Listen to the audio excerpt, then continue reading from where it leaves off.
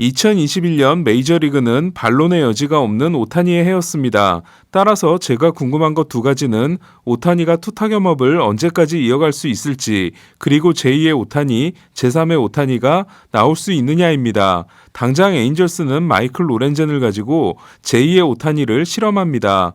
미국 대학야구는 최고의 투웨이 선수에게 존 올러루드 올해의 투웨이 선수상을 줍니다. 2015년, 2016년, 2017년 3년 연속으로 수상한 후 2017년 드래프트에서 템파베이의 4순위 지명을 받은 브랜든 맥케이는 오타니가 메이저리그에 오기 전부터 투타격업이 기대됐던 선수였습니다. 그러나 맥케이는 2019년 투수로 49이닝 2승 4패 5.14, 타자로 10타수 2안타 1홈런 1볼넷에 그쳤고 부상으로 지난 2년을 뛰지 못하게 됩니다. 이에 맥케이는 일단 투수로 자리를 잡아야 투웨이에 도전할 수 있을 전망입니다.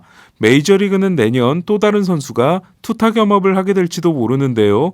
185cm 49kg의 탄탄한 체격을 가진 오스카 콜라스라는 1998년생 쿠바 선수입니다. 2017년 5월 쿠바 정부는 외국인 선수를 육성군에 넣을 수 있는 일본으로 콜라스를 파견합니다. 콜라스와 계약한 팀은 소프트뱅크였는데요. 일본과 쿠바를 오가며 일본에서는 외야수, 쿠바에서는 투수로 뛴 콜라스는 2019년 6월 소프트뱅크와 14만 달러의 정식 계약을 맺고 NPB에 데뷔합니다. 그리고 7경기에서 18타수 5안타 1홈런 2타점, 1볼넷 6삼진을 기록하게 됩니다. 한 가지 아쉬운 부분은 일본에서 자리를 잡는 데 실패한 콜라스가 잠정적으로 피칭을 포기한 상태라는 건데요. 콜라스의 행보에서 흥미로운 점은 현재 도미니카 공화국에서 훈련 중인 콜라스의 타격을 지도해주고 있는 사람이 페르난도 타티스 주니어의 아버지인 페르난도 타티스 시니어라는 겁니다. 자유계약 선수 자격을 획득한 콜라스는 현재 메이저리그 팀과 계약을 준비하고 있고 내년 1월부터는 계약이 가능해지는데요.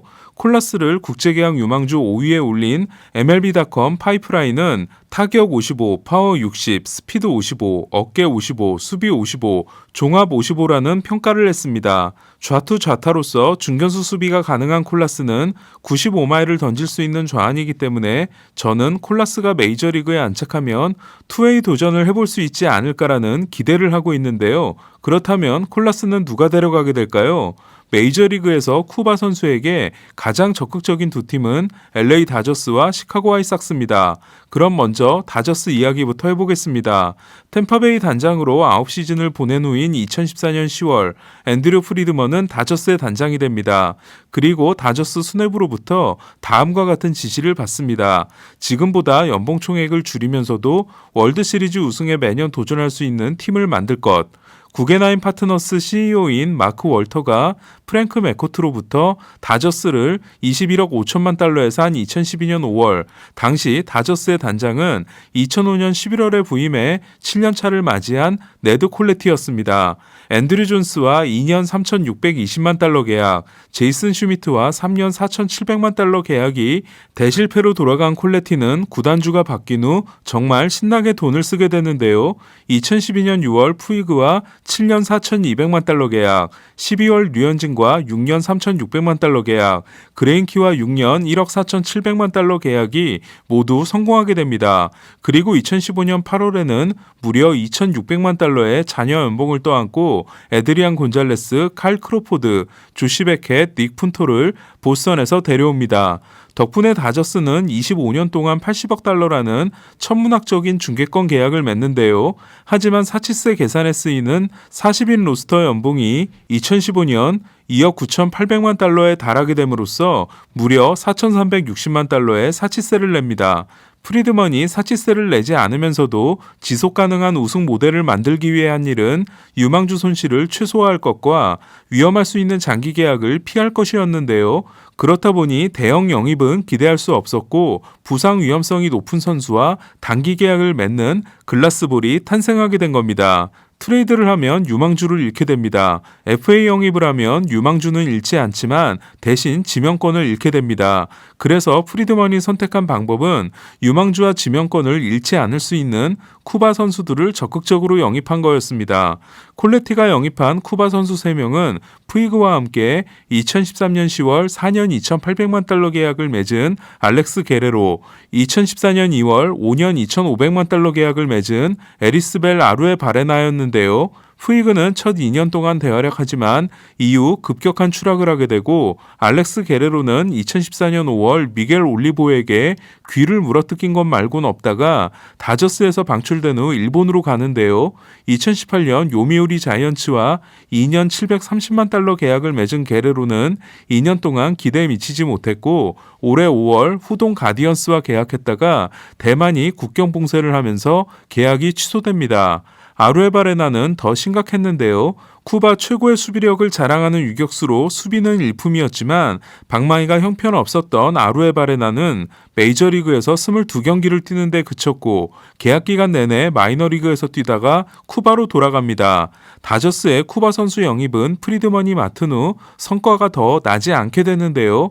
다저스가 2015년 5월 헥터 올리베라와 6년 6,250만 달러 계약을 맺었을 때 많은 사람들이 30줄에 접어든 올리베라에게 그런 계약을 준 부분을 의아하게 생각합니다. 천만다행인 건 올리베라에게 눈이 뒤집힌 팀이 하나 더 있었다는 건데요. 존 하트가 회장으로 있는 애틀란타는 올리베라가 다저스와 계약한 후에도 올리베라를 포기하지 않았고 다저스는 계약 2달 만에 올리베라를 애틀란타로 보내게 됩니다. 그래서 독박은 애틀란타가 쓰게 되죠. 프리드먼의 승부수는 우한 체프먼으로 불린 야디에르 알바레스였는데요. 무려 1,600만 달러의 계약금을 받은 알바레스는 2017년 BA 랭킹 전체 26위에도 올랐지만 이후 추락을 거듭하게 되고 야구를 포기하지 않은 지금도 메이저리그 승격 가능성은 높지 않습니다.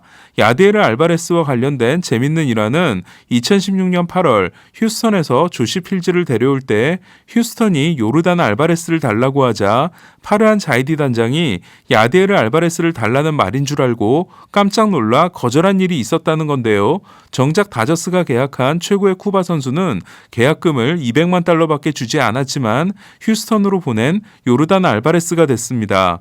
이후 다저스가 쿠바 선수에 대한 관심을 어느 정도 끄는 반면 아직도 쿠바 선수라면 버선발로 달려나오는 팀은 시카고 화이삭스인데요. 쿠바 출신 최초의 스타 선수이자 이번에 베테랑 위원회를 통해 명예전당에 오른 미니 미노소가 전성기를 보낸 팀인 화이삭스는 2005년 호세 콘트레라스와 올랜도 에르난데스를 데려와 월드시리즈 우승에 성공한 이후 쿠바 탈출 선수 영입에 적극적으로 나섭니다. 이에 알렉세이 라미레스와 대안 비시에도를 거쳐 2013년 10월 호세 아브레유와 맺은 6년 6,800만 달러 계약이 초대박이 납니다. FA가 되는 대신 3년 5천만 달러 계약으로 남은 아브레유는 지금까지 9,900만 달러를 받고 승리 기여도 27.7을 올려줬으며 2020년에는 리그 MVP까지 됐는데요. 저는 이런 분위기라면 아브레유가 영구 결번도 노려볼 수 있다고 생각합니다. 아브레유의 대성공으로 탄력을 받은 화이삭스는 크리스 세일 트레이드 때 요한 몽카다를 받고 루이스 로버트에게 2,600만 달러의 보너스와 메이저리그에 데뷔도 하기 전 6년 5천만 달러 계약을 쐈으며 역시 쿠바 출신인 야스마니 그렌달에게 4년 7,300만 달러 계약을 주는데요. 그렌달은 올해 부상으로 93경기 출장에 그쳤지만 출루율 4할 2푼과 조정 OPS 157을 기록하고 승리 기여도 3.7을 올리게 됩니다. 한 가지 재밌는 건 2018년 12월에 마이너 계약을 맺었던 욘도 알론소인데요. 화이삭스가 알론소와 계약한 건 알론소의 매제인 매니 마차도를 영입하기 위해서였습니다. 네, 마차도도 쿠바 혈통을 가진 선수입니다. 하지만 알론소는 마차도에게 샌디에고에서 뛰는 것도 좋다고 했고 마차도는 샌디에고를 선택합니다. 그리고 화이삭스는 이듬해 6월 알론소를 방출하는데요. 화이삭스는 마차도와 계약을 맺는 데 실패한 게 오히려 지금까지는 긍정적으로 작용하고 있습니다. 이에 지금도 친쿠바 구단으로 있는 화이삭스가 오스카 콜라스를 데려갈 수 있는 가장 유력한 팀으로 꼽히고 있는데요. 콜라스의 화이삭스행이 유력한 이유 또 하나는 콜라스의 스승인 페르난도 타티스 시니어가 아들과 계약하게 했던 팀이 시카고 화이삭스였기 때문입니다. 만약 화이삭스가 제임스 실즈를 데려오면서 페르난도 타티스 주니어를 내주는 트레이드를 하지 않았다면 어떻게 됐을까요? 수비가 불안한 팀 앤더슨이 2루로 옮김으로써 1번 타자 2루수 팀 앤더슨, 2번 타자 유격수 페르난도 타티스, 3번 타자 1루수 호세 아브레유, 4번 타자 포수 야스마니 그랜달, 5번 타자 좌익수 일로이 히메네스, 6번 타자 중견수 루이스 로버트, 7번 타자 3루수 요한 몬카다, 8번 타자 지명타자 앤드류 본의 콜라스가 외야에 합류하는 타선이 탄생했을 겁니다. 과연 콜라스는 어떤 모습을 보여주게 될까요? 콜라스가 타자로서 성공을 거두고 투수에도 도전하는 장면을 보고 싶습니다. 오늘 소식은 여기까지입니다. 베이스볼 큐브 최세결 김영준이었습니다.